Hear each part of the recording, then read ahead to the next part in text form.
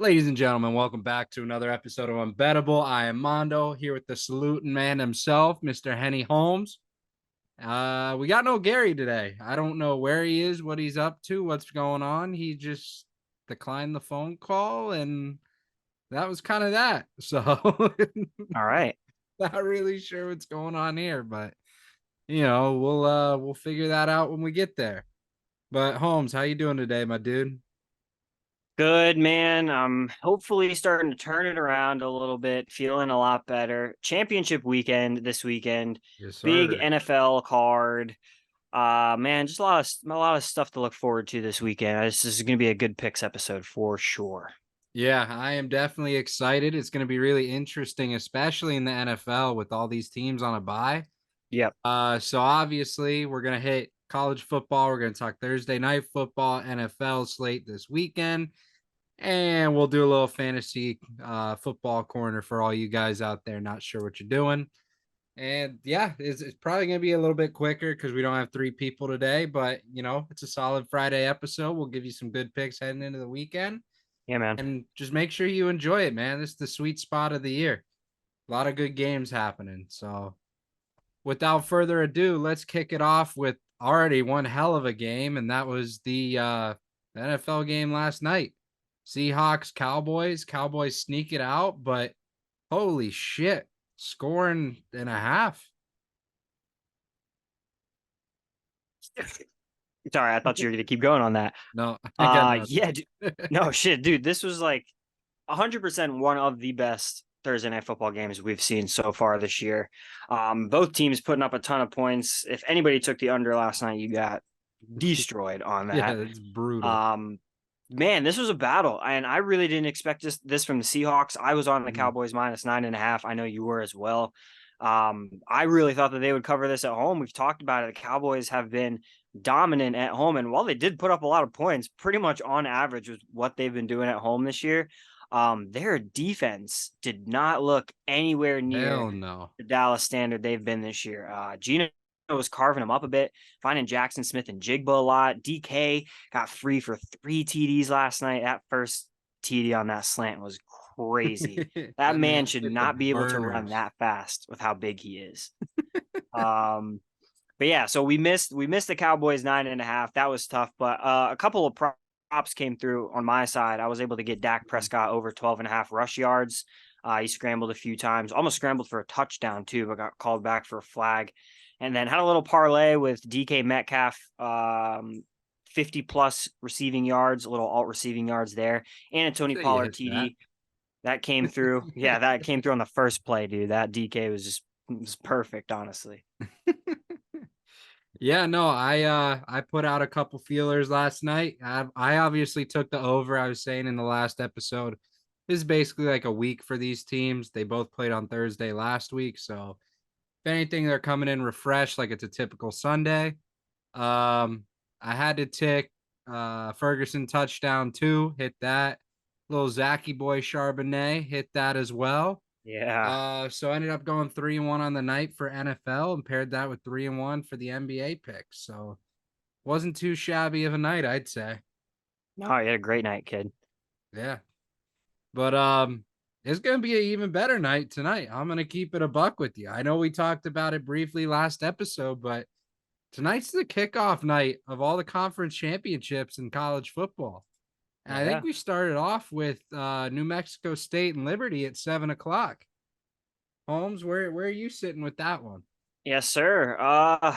With that game, I will likely not have a pick because I am also going to keep it a buck here. I have watched very little of either of these teams. I will say I've watched a little bit of Liberty, and that's just because I've thrown them in a few money line parlays and they've come Mhm. through all year, obviously being 12-0. But I don't really know anything about New Mexico State. I do not follow the Conference USA a whole lot. If I take anything, I guess it's like throwing Liberty in a money line parlay. I mean, the spread at what is it, 11.5, Mhm. 10.5. I don't know. I don't really feel that comfortable laying those points with that. So if anything, I'm throwing them in a parlay. Maybe trying to find some other good money line values on Saturday. Yeah, so every day I've been kind of watching it. I took the bet originally, I think on Wednesday or Tuesday at Liberty at 8.5. So Nice. I mean, the line keeps moving a point a day, and it's kind of wild. So Vegas definitely knows something that we don't, but locking them in at that 8.5 spread was a pretty solid move, I'd say. Hmm. But then you partner that up with obviously I would say the biggest game of the weekend, like we were saying, Oregon, Washington. This is about to be a fucking bloodbath. There's going to be an air raid offense like you have never seen before. It is going to be wild. It is going to be a great time, and it's going to hit that over 63.5. I'm telling you, and I wouldn't be surprised at all if they put up 85 plus points combined. I mean, these are two teams, absolute powerhouse offenses and D2 defenses. Like it is just unbelievable to watch them, and I'm really excited to watch it while I'm at a fucking bowling alley. So This is going to be honestly a fantastic game. I'm very excited for this, as we've talked about on previous episodes. This was the rematch that I think everyone wanted in the Pac-12 after that first game, way back in like week 5, week 6. Oregon favored by 9.5. It just seems like too many points. I don't know. I know Washington has not really looked the part coming off of that Oregon game, while Oregon has looked more than the part coming off of that loss. I personally am going to be on Washington money line and Washington plus 9.5 because I currently have Oregon to win the national championship this year. So this is going to be a mm, straight hedge bet for me tonight. Washington is plus 300 on the money line right now. I mean, I think if they win, it's going to be very similar to last game. It's going to be last minute. It's going to be by a field goal. It's going to be really close. I don't think by any means that they're going to blow Oregon out. I don't think they're going to, like take control of this game. I think that is really going to be up to Oregon for the taking. But Washington wins here. I think they can do it very last minute. I think it totally is possible. They're still undefeated. We haven't seen them lose yet, so it's gonna be a banger of a game. That's for sure, bro. You're right about that. yeah. Let's move into the Saturday slate. Let's kick it off at the noon time where we have a hell of a matchup after today's news. Oklahoma State at Texas, the Big 12 championship. Texas favored by 15, over under 55.5. Ladies and gentlemen, if you have not seen this story yet, you are missing a lot. You are missing a lot of things that's going to be important come betting time. I don't even know where to start. Pretty much a Longhorn, the Texas mascot, was found slaughtered on an Oklahoma State fraternity lawn today. I don't really know what to say about that. That's pretty fucked up. That's not cool at all. That's definitely animal cruelty, and that fraternity is definitely going to be gone.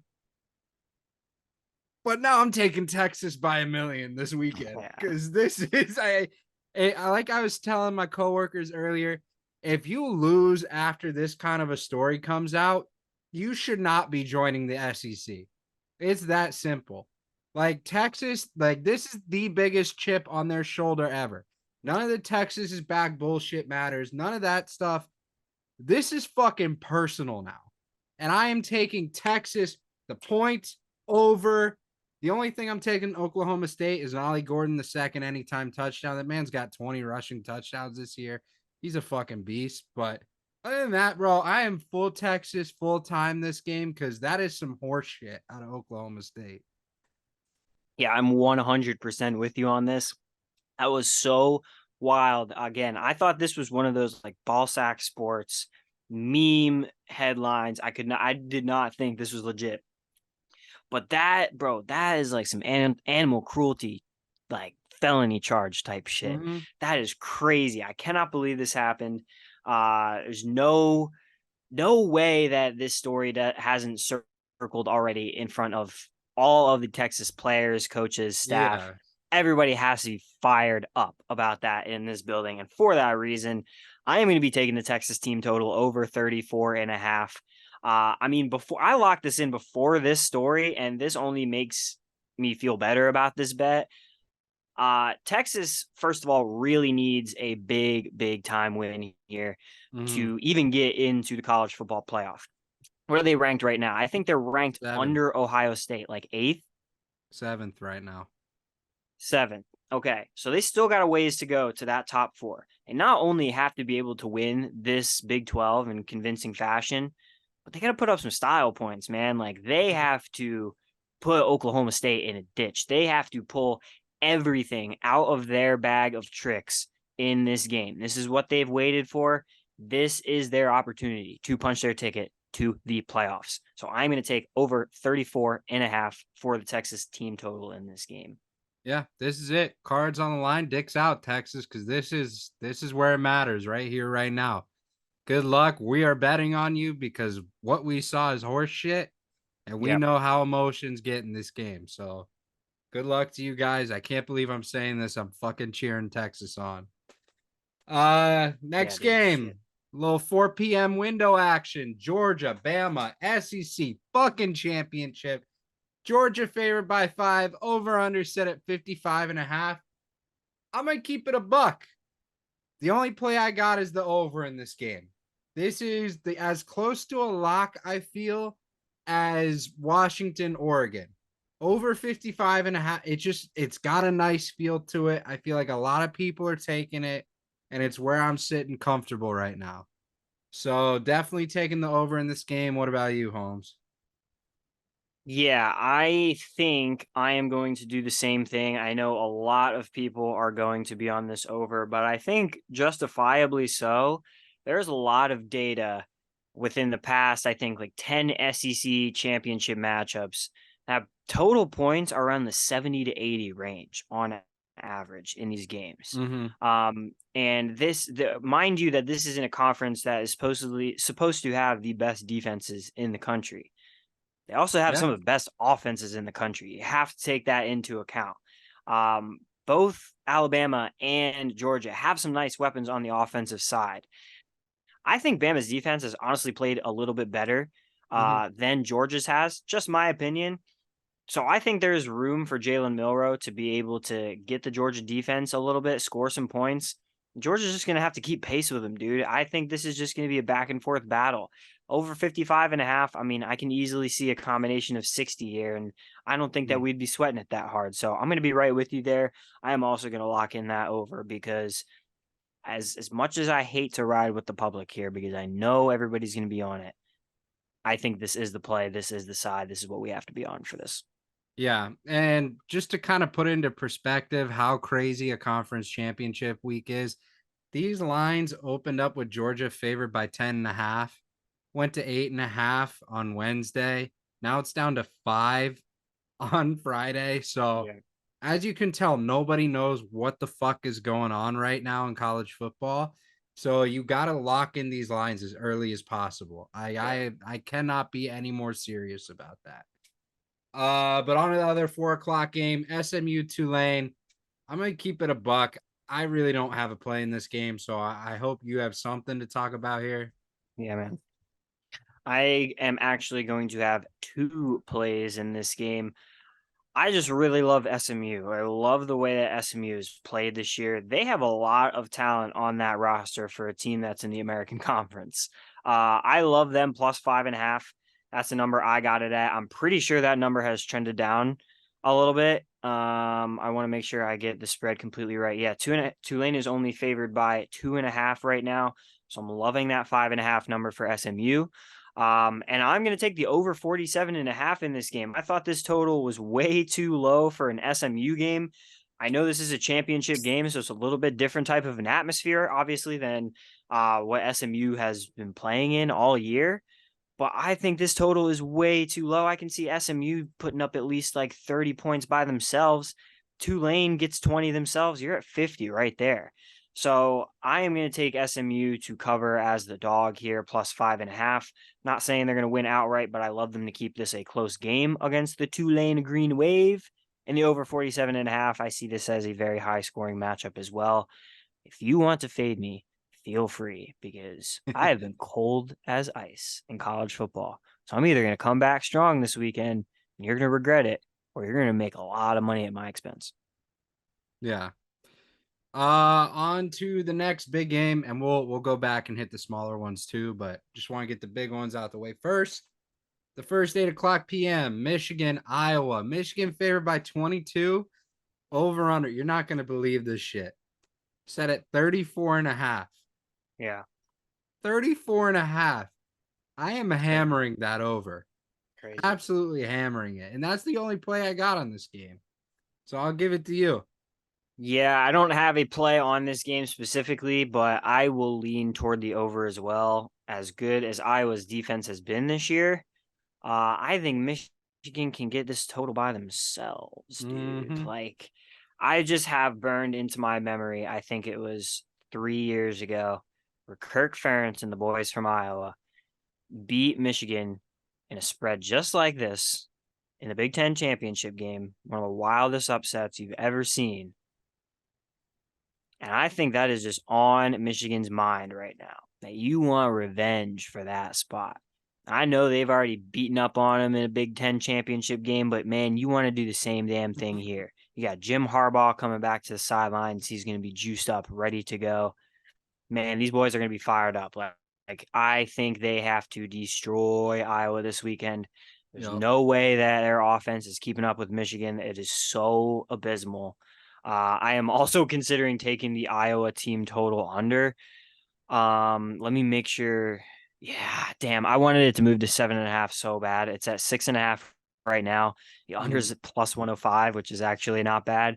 But if that moves to 7.5 before tomorrow kickoff, that will likely be an official play for me on this game. And I honestly wouldn't be surprised if it would. We've seen Yeah. crazier lines move. So Mm-hmm. don't be shocked. But on to the final big game, 8 o'clock, ACC championship, Louisville, Florida State. I locked this motherfucker in as soon as these lines open as a little vengeance play. I took Louisville plus 6.5. The line's already down to 1.5. Mm-hmm. Over under set at 46.5. Holmes, I just gave you my play. What are you thinking here? Yeah, I mean, you got insane value on that line. I'm Mm-hmm. absolutely loving that. If anything, I don't have an official play on this game, but I am leaning toward taking just Louisville on the money line for plus 100 right now. I think I got word today that Tate Rodemaker might not even play for FSU on Saturday. I think he still has concussion symptoms from that dual targeting hit in the swamp. So it is possible that FSU might have to try a freshman out onto that field in the ACC championship game. And I do not want to be on that Florida State side if that is the case. So more than likely, I will be on Louisville. I think they are also very pissed off after losing to Kentucky last week. Mm-hmm. They want to make a statement, win the ACC here, solidify a fantastic season that they've had up until this point, and even try to get themselves into a New Year's Six bowl with a win. Yeah, I don't know how to put this nicely. How the fuck is this QB now having concussion symptoms and he was able Yeah, to come back and play? yeah. I I think mean, that some like that needs to actually be investigated because yeah, that's there's some horse shit. a lot of questions coming out. I think of that sideline right now for that very reason. Yeah, that's Yeah, some horse shit. Granted, I'm a little biased, but I mean, just FSU endangers their players. You didn't hear from me, but maybe you fucking did. yeah. So on to the smaller games. We'll hit these real quick and we'll just go through our plays. But so I have in the MAC championship, Miami plus 7.5 over Toledo. And then in the Mountain West championship, I have UNLV plus 2.5 over Boise. So those are my only other two plays. Yep, neither is official for me, but I am with you on both of those sides of that. I just like the dogs here in Maction. I feel like you always have to take the dog. And Mm-hmm. although I have not watched a lot of Maction, I hear a lot of great things about Miami of Ohio. So I'm just gonna roll with them on the points, likely blindly. And then yeah, UNLV as well. I think this is overlooked a little bit, but UNLV is playing this championship in Vegas. Mm-hmm. UNLV is University of Nevada, Las Vegas, is it not? Yep, it is. So naturally, I think you got to take UNLV here. Home, And they're the dogs, technically, baby. home dog. I think you have to take them here. Likely, I would take them on the money line instead of the points, just plus 115 straight up against Boise. Yeah, I may switch to that, but we'll see. But yeah, that's college football championship weekend. So make sure you lock in your bets, get comfortable. There's going to be a hell of a lot of fun this weekend. On to Sunday now. NFL slate. Let's kick it off. We got Dolphins at Commanders. Miami favored by 9.5. Over under set at 49.5. I'm gonna keep it a buck with everyone on here. I have no official plays yet. I have literally been locked in on college football all week. Um, but if I were, it'd be a Tyreek Hill anytime touchdown, as well as the over 49.5 with Jalen Phillips going down on the edge. Sam Howell's going to have more than enough time in the pocket to throw deep. So I could definitely see the over hitting in this game. Holmes? Yeah, I don't have a play on this game officially, but I said this last week, and I was fucking right about this. I thought the Raiders would cover against the Finns, and they did. And I think the same cover for the Commanders is in play here, especially at home. 9.5. I'm pretty sure this was the same exact spread against the Raiders. As much as it is tempting to take Miami minus 9.5 with how good they are and how bad Washington is, especially on the defensive side, I think this is a perfect opportunity for Washington to backdoor cover. I see Dolphins getting up pretty big in the first half, maybe as big as like a 28-7 lead. Mm-hmm. And Sam Howell's going to be slinging that ball all the second half, man. I think eventually they're going to have to score some points. With as much as they throw that damn ball down the field, they're not inefficient, I would say. They're decent under Sam Howell. So I am going to take Washington likely to cover 9.5. I'll either make that official on Sunday when we drop the picks, or I'll lay off. And then I am also leaning again toward Sam Howell over passing yards. I've been on this a couple times before. He is set at 262.5 right now. Again, for the same reason, I think he's going to have to throw the ball a lot. We're going to be down.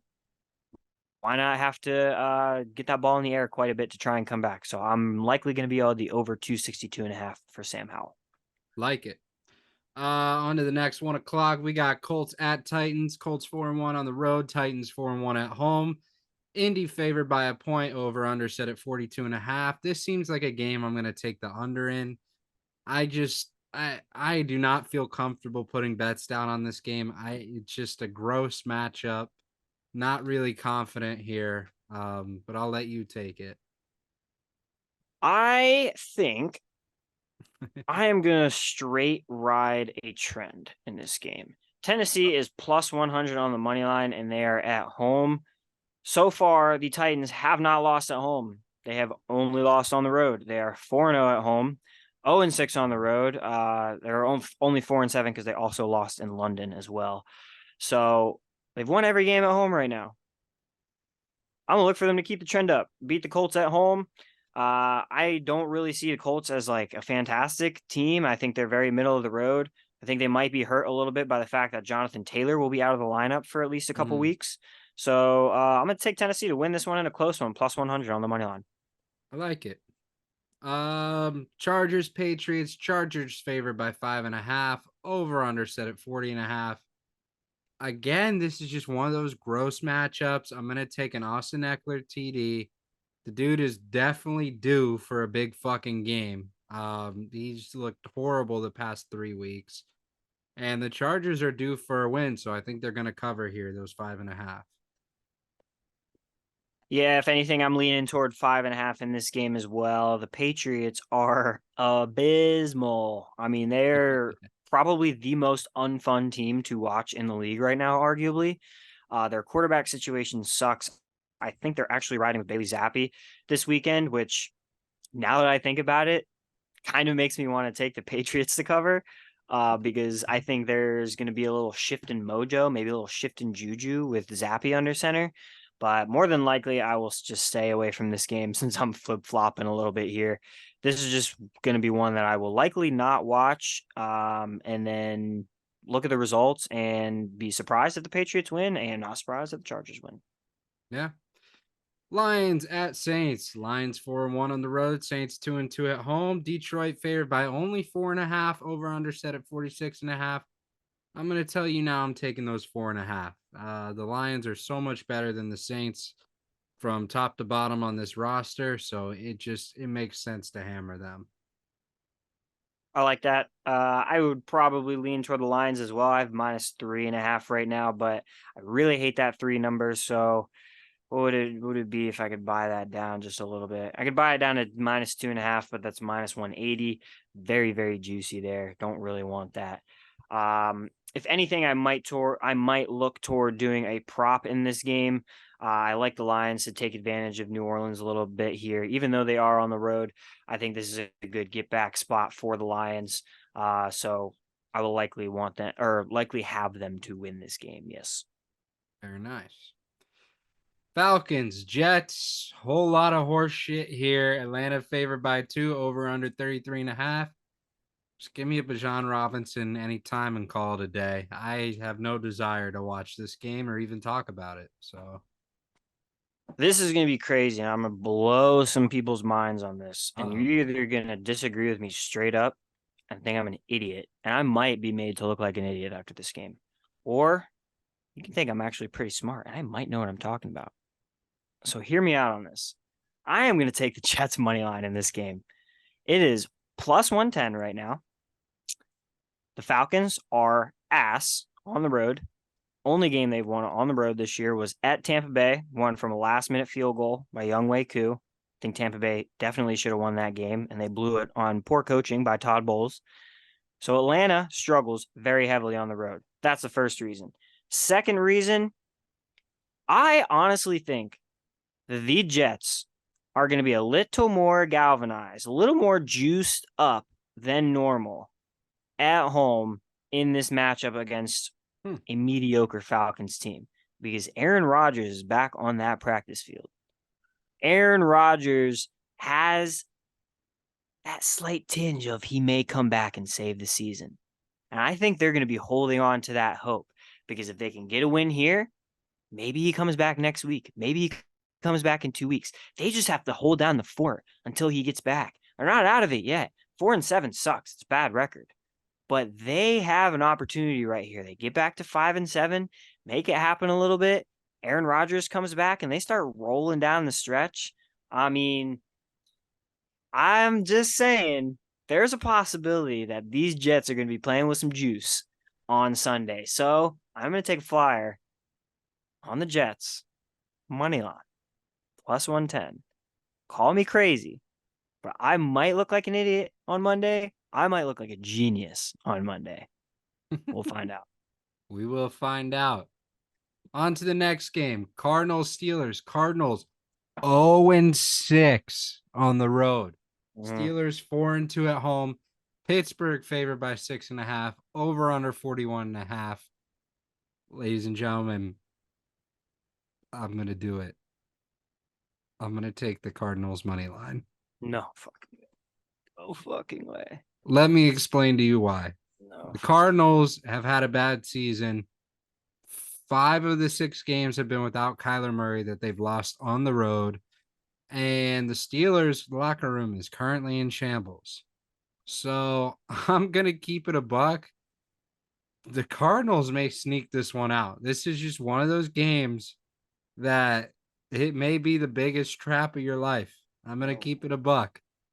The Steelers' offense is stagnant. The Cardinals are starting to piece it together little by little. But I don't know. Something's telling me the Cardinals might sneak this one out. Wow. That's a very interesting feeling. But you know what? I can't hate on it at all, because I just picked the Jets in the last matchup, so I'm not obviously can't say shit about it.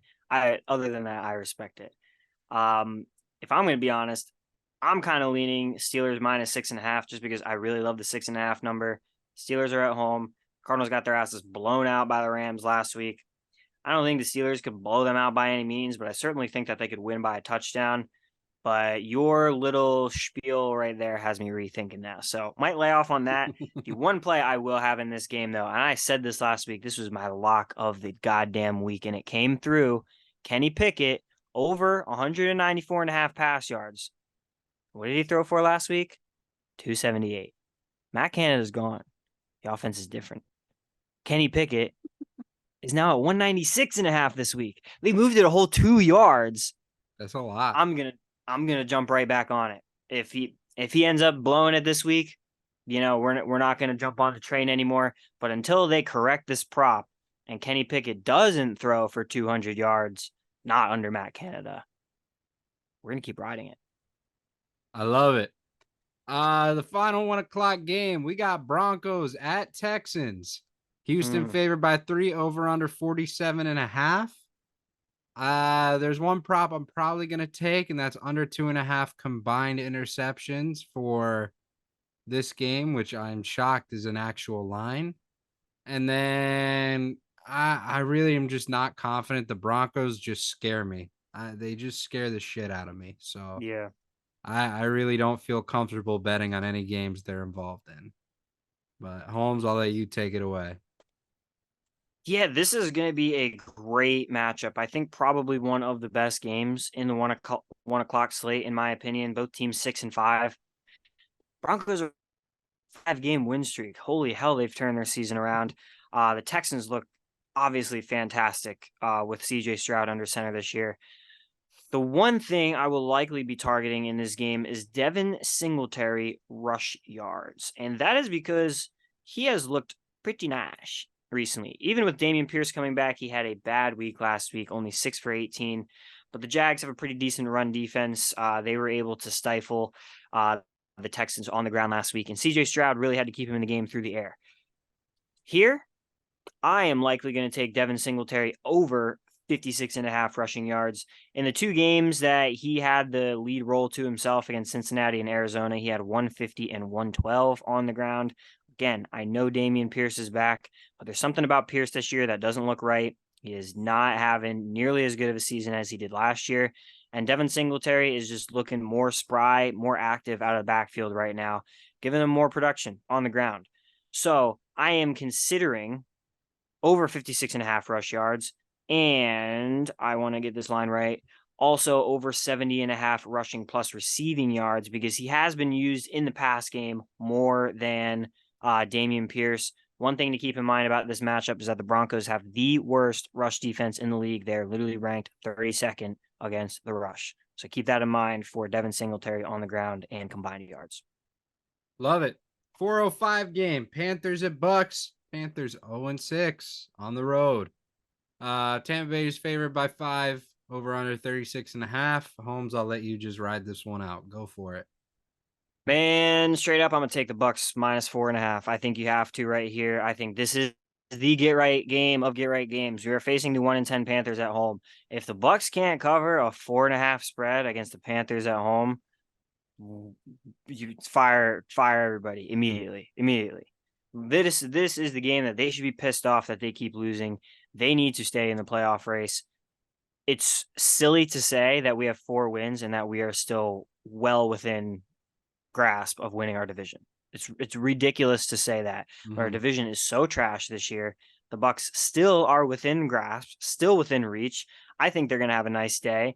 I will take them to cover the 4.5 against the lonely Panthers, but I will also likely take a prop on Bryce Young over 192.5 passing yards. I think the Panthers are going to be down against the Bucks. I think they're going to have to pass the ball. And the Buccaneers secondary is trash. We are very good against the run. We are horrible against the pass. I think this bodes well for Bryce Young. Now, without Frank Reich, to open up the offense a little bit, start airing the ball out downfield, taking advantage of a weak Bucks secondary. Love it. 4:25 window. Browns at Rams. Rams favored by 4, over under set at 40.5.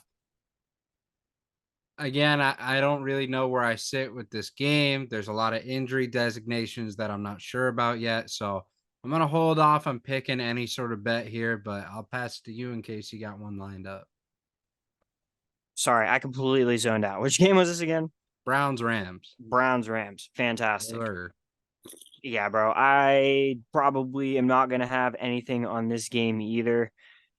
Taking Cleveland to cover on the road is kind of tempting because of the fact that Joe Flacco might get the start for the Browns this weekend. And I think that gives a little bit of life to that offensive side of the football for Cleveland. Their defense is keeping them in most of their games. Their defense is playing outstanding this year. I think if you just inject a quarterback that at least has some competency back there, complete some passes, move the offense a little bit, I don't see why Cleveland can't stay in this game. If not, maybe win the game outright against the Rams. I will likely take Cleveland +3.5 to keep it close here. All right. Easily the biggest matchup of the weekend. Niners at Eagles. Eagles 5-0 at home. San Fran favored by 3. Over under set at 47.5. I guess give me the Eagles plus the points. Maybe an Eagles money line. Like I don't know what the fuck we're doing here. Brock Purdy is not good against good defenses. Jalen Hurts has proven to be good against good teams. I may just straight up take Eagles money line because this is blasphemy to me. I'm Go likely ahead. going to, yeah, I'm likely going to be with you on the same thing. I think Eagles money line plus 125 here is the play. They're at home. They're very dominant at the link. And I think this is just the revenge spot of all. Or no. That's sorry. Absolutely wrong rationale for that. I think personally that the Eagles are the best team in the NFC right now. The 49ers, as good as they look when they're healthy, um, the Eagles just find ways to win. They look really weird in the first half of a lot of games, but just like last game against the Bills at home, that crazy overtime come from behind win in the second half. I mean, they're just finding a way to do it. Their offense knows how to move the ball when they need to. Their defense steps up and makes the plays when they need to. I think I got to ride the Eagles money line here as well. It's going to be tough for me to see San Fran getting a win here, even though they are favored. It's just going into the link and stealing one from the Eagles is hard as hell to do. It's tough, bro. It's tough. Sunday night football. Chiefs at Packers, right at Lambeau Field. Chiefs favored by 6, over under set at 42.5. Neither defense is really that great. I may sprinkle the over. I don't know, man. I don't know where I'm sitting right now. Luckily, that's at the end of the day, so I have a little bit more time to decide. But do you have a pick right out the gate? Oh, I don't think so. I know Kansas City's defense is actually not that bad. They've been pretty good this year. I know Green Bay's hasn't really. They've flashed and had some moments here and there, but really not as great as I thought they would be with how many young guys they draft every single year for that defense. Um, if anything, I might actually lean Green Bay to cover 5.5 here. That's plus 100. They're at home. I'm kind of inspired by the Jordan Love game on Thanksgiving. He played pretty well. Just the only thing that's holding me back is that Kansas City defense. I definitely think that they can give Jordan Love some trouble. Mm-hmm. But being in Lambeau, it just it's always hard for me, I think, to go against the Packers with that great home field advantage they have there. So I'm gonna lay off for now, but see if I can find an edge in this game before the weekend. All right. Monday night football, December 4th. Bengals at Jaguars. The bank is open. Jacksonville favored by 9, over under 38.5. Let's go ahead and let's bump that over. That is a little bit low. If you think about it, that's only a 25-14 score. These teams put that up even without Joe Burr. So I'm gonna take the over in this game. Maybe a little ETN touchdown, but we'll see. What do you think? I am probably going to be taking Jacksonville to cover this one. 9. I mean, I think they can easily do this. It's so hard for me to see that Bengals offense doing anything productive under Jake Browning. They're not going to be able to move the ball as well as they could under Joe Burrow, obviously. And I think the Jags are just going to be starting to hit their stride a little bit here down the stretch. This is a good Mhm. matchup that they can take advantage of at home in prime time against the Bengals. So I'm going to take Jacksonville to cover the 9 here. Very nice. And with the Bills, Bears, Raiders, Vikings, Giants, Ravens all on buys, just like every single player on my fucking fantasy team.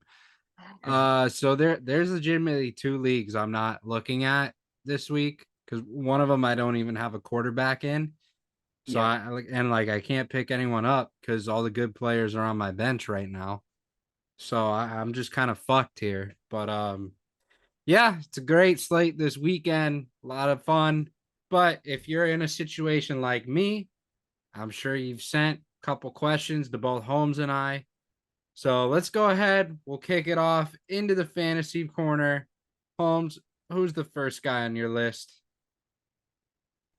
Let's see. Let me make sure I get to all the right shit on here.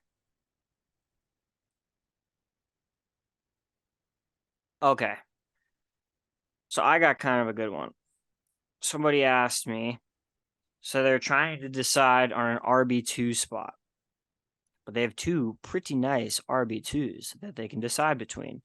Hmm. Do you go Isaiah Pacheco on the road against Green Bay, not a very good rush defense? Or do you go Rashad White against a poor Carolina team where he has been dominating in the PPR game? I mean, receptions galore. What say you on this conundrum? Truthfully, I do not think you can go wrong either way. But if it's me, I'm looking at time of possession in this game, and the Bucks are going to try and run out the clock the entire game. So I think Rashad White's going to get a lot of carries in this, a lot of touches, through the air as well. They're just trying to get this game over with. We know the Panthers consistently turn the ball over very quickly. Mhm. So if it's me, I'm taking Rashad White. I don't know. I'm assuming you're kind of right there with me. I think so. A little bit of bias as a Bucks fan, but yeah, just in PPR value overall, Rashad White is literally dominating in the receiving game. He's been very, very efficient.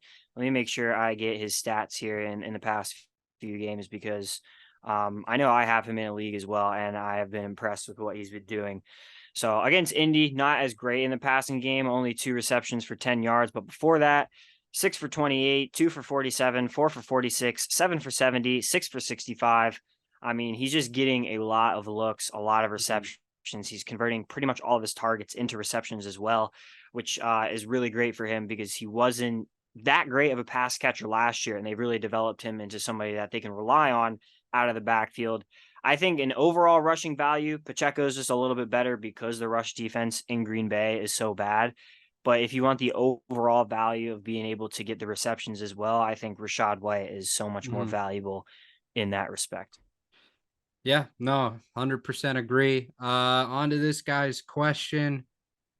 His team name's the Brown Boys. That's pretty funny.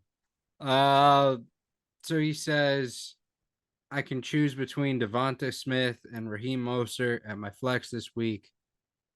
Who the hell do I choose? Pretty much. Well, I actually have a two-parter because there's a separate question that I want to ask you, but we'll get to Okay. that.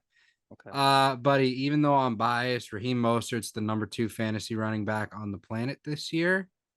Not too sure why it's even a decision. So that's just where I'm gonna leave it, but I'll let you take it from here. Yeah, who is the other one? Devonta Smith? Yeah. Yeah, I mean, I feel like I kind of see this as a no-brainer too. I would take Raheem Mostert. Um, the Commanders just don't have good defense. They sold their 2 best defensive line pieces at the trade deadline. Raheem has looked the part, more than the part this season, and he's been staying healthy. I think you just got to keep riding him Mhm. until the wheels fall off. As for Devonta Smith, I mean, the 49ers are coming into the link, and as we said, this is gonna be a great game. These are 2 great teams. The 49ers have a great defense. I Yeah. know Devonta Smith had a great game last week, almost like a breakout performance for this year because he hasn't had a whole lot of those great games. Um, but I don't really see him doing a whole lot, even at home against a pretty stout 49ers defense. So yeah, I would definitely lean toward Raheem here. And I think the Raheem touchdown upside is so much stronger than Devonta Smith as well. I like it. And then the second part, so a coworker of mine asked me straight up today. Granted, he's probably a little biased because he is an Eagles fan. I don't know if you saw the Twitter poll. But he said, who would you rather have on your team? Devontae Smith or Stephon Diggs? Yeah. Um, Um, so I just want your answer. I just Stephon Diggs straight up. I mean, Stephon Diggs, bro, his talent level is crazy. I mean, the only way I can see you arguing for the Devonta Smith side is because that is younger, and he's likely gonna have more time in the league than Stephon Diggs. But if you're going off of like talent level and just like who would you want as your number one receiver? You'd be crazy not to say Stephon Diggs. He is a Exactly. true number one receiver. The problem with Devonta Smith is before they had AJ Brown, he had to be the number one receiver. he's not a number one receiver. No. He is the deep threat number two guy. That's why he's been thriving since AJ Brown got to that team, because AJ Brown soaks up the number one coverage. He soaks up the best secondary coverage. He is the number one receiver. He's the big bodied guy. He's going to catch in traffic. He is the guy for the Eagles. Yep. Devonta Smith, I mean, that is the perfect deep threat if I ever saw one. You've seen it on Alabama. You've seen it the past couple years with the Eagles. I think it just out of principle, like Stephon Diggs, number one receiver. How are you not picking him over Devonta? Because he's a fucking Eagles Because fan. he's an Eagles fan. Yeah, he's got the bias. That's for sure. Yeah. So just wanted your thoughts on that. But who sent Yeah. you your next question? Yeah. So I had somebody also ask about a flex spot, and this was a little interesting given the up and down nature of both of these players this year. With all the players on bye weeks, they were wondering if two receivers to choose between. Do you go with Deontay Johnson on the Steelers, or do you go with rookie Josh Downs from the Colts? Colts are playing Tennessee, which has the 27th ranked pass defense in the league. Very bad. And the Steelers are at home playing the Cardinals. 18th Truthfully, ranked pass. truthfully, I'm taking Josh Downs because Deontay Johnson has his head so far up his ass that I don't see him being a usable receiver ever again. Yep. So I don't know if you're right there with me, but that's have to be. Yeah, I would go ahead and drop the fucker. Have to be. I mean, Josh Downs has shown so much upside this season. It's crazy. He looks great for the Colts. We all saw that clip of Deontay Johnson not even trying on that fumble attempt. Like, he has mentally checked out, it looks like, at this point. And I get it. There's been some games here and there. He's shown some flashes. He finally scored a touchdown this year. It's been forever since he's done that. But I think you got to trust the rookie here. And I think the reason this person sent us this question is because I just pulled up Josh Downs' stats. And the past 3 weeks, his total has been 2, 6, and 9.3. So not that great, because the 4 weeks before that, 14, 25, 13, 15. So the dude has had some stretches of great games this year. But I think the one thing that I saw that really made me want to pick Josh Downs last week at home against Tampa Bay, Gardner Minshew targeted Josh Downs 13 times in that game. He only had 5 catches for 43, but 13 targets tells me a little something about how much he trusts that guy and how much he wants to get him the ball. Yeah, and with the limited run game this week, they're going to have to go to the air raid offense. They're looking at probably being down in this game. Like, they're going to be passing the ball. So I would do Josh Downs. That's just me. Yeah. But let's do one more each. So this guy asks, all right, tell me straight up for the flex, Javonte Williams, Scary Terry. That's a good question. I'd say that they're both kind of even on this. It depends, I guess, if you're in a PPR league or if you're not. I feel like Scary Terry has a better touchdown opportunity than Javonte Williams with Will Anderson on that front line. Yeah. So I'd lean Terry as long as you have a PPR league. Yeah, this one is really hard actually, because I kind of want to lean Terry as well, just for the fact that I feel like he's going to get a lot of volume in this game. I'm going to be on Sam Howell passing yards. I think they're going to have to pass a lot. The only problem for me is that the coverage, the secondary for the Dolphins is nice. So I'm really afraid of them locking down Terry McLaurin. And there's been a lot of games this year where Terry has not shown up. It's weird. He's such a talented player, but he does not get the type of traffic that a number one receiver should. So that's what makes me a little bit hesitant about that. But yeah, again, if you play in a PPR, just receptions are so valuable that you might just have to lean Terry over Javonte Williams, because I can look at Javonte Williams' stats right now, but I don't think he's utilized a whole lot in the passing game, is he? Not really, no. And their I passing mean, game is suspect to begin with. yes, it's not horrible. It's, last 3 weeks, 4 targets, 2 targets, 6 targets. So, it's kind of gone up and down. I think that's what scares me about his production as well, is it's also been up and down. He did not have really a great start to the season, then boomed for a couple weeks, had some nice weeks, had a down week again, came back with an okay week last week against a good Cleveland defense. So yeah, that's really a toss up for me. I would say really coin flip this if you want Yeah. to, but um slight lean toward Terry McLaurin on that. Mm-hmm. All right, Holmes, hit us with the last one. Man, let me get a good one here. Let me get something nice. Something nice. Okay, all right. So this one is, I feel like I know what your answer is going to be, and I already know what my answer is going to be. But this person also needs a RB2 situation, and it certainly applies to this week. Because with Aaron Jones out and Jonathan Taylor out, she's wondering, should she go with AJ Dillon or Zach Moss? And honestly, for me, like, I'm leaning Zach Moss.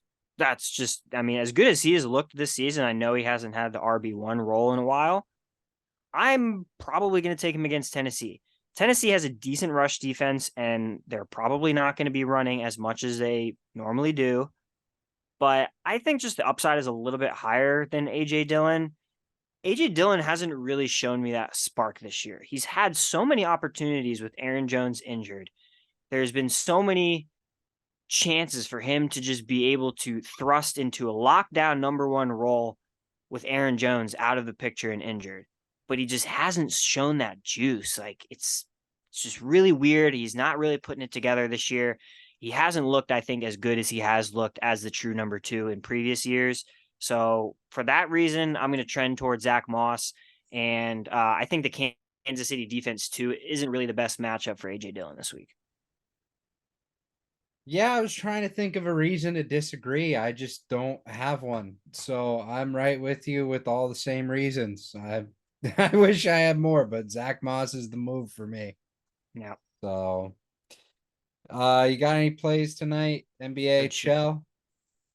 Man, I think I am taking a break on Shell for the night. I went 0-2 last night. Not a great night. Canucks. That was almost like my play of the year, dude. I thought they had to win that game last night at home. Ended up dropping it to the Vegas Golden Knights. Blackhawks couldn't hang off for +1.5, and the Hurricanes lost to fucking 5-4 heartbreaker against the Islanders. So that was really bad for me. All I've hit in like the past week, I think, is the Caps and Kings under 6.5 a couple nights ago. So I'm going to stay off NHL. But as for NBA, I'm telling my boy Dave here, and I am going over 30.5 points for Joel Embiid against the Celtics. Joel Embiid has been dominant this year. He has been averaging a lot of points this year against the Celtics. Yes. I don't know the official number, but I looked at his, I think, 3 or 4 games he's already played, and he's crushing the 30 number. So I am going to hop on that for -115. And this is a play that I wanted to check before I make it official or anything. I still don't know about this. I am going to check right now. But if Jamal Murray is playing for the Nuggets tonight, I will take the over 225.5 against the Suns. The Nuggets offense is just so much better with Jamal Murray. They score a lot more points. He is a catalyst in that offense. He is a big scorer and a big contributor for that offense. So I will definitely want to ride the over here. If he is in, if he's not, I do not want to play this.